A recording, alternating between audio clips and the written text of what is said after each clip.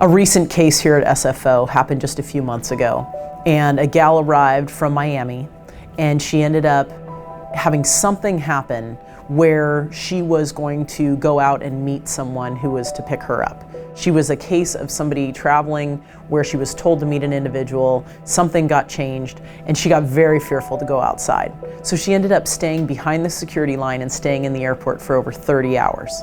Eventually, she ran out of money and she ran out of ways to think about staying in the airport, and so she approached a uniformed officer. She said, "I'm afraid to go outside. He sells me for sex." That is such a huge red flag in potentially human trafficking that the officer did the right thing and really enacted an entire emergency response around that, and to help her not only get off-site from the airport safely, but to get some resources and to start having some care as a victim of human trafficking.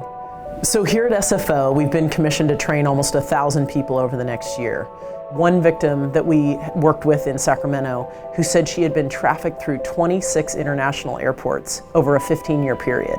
And her main comment about her wish in all of that travel was that somebody would have asked her how she was doing, and more importantly, if she knew where she was. But what we've found now is that by focusing on people who are what we would call frontline employees, that's when they get dressed every day, they are uniquely positioned to see trafficking on a very regular basis.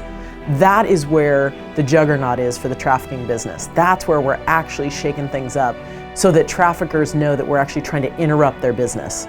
Traffickers are actually feeling the squeeze of, oh, I'm not sure I can go through that airport because somebody might have been trained, or what if, gosh, I see people looking at me in this way when I go into the hotel lobby.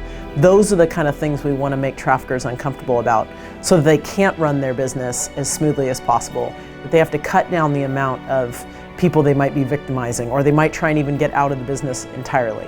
So that's why honing in on frontline employees and really having them be equipped in their daily jobs to see what they're seeing and know how to report it effectively has become very central to our mission.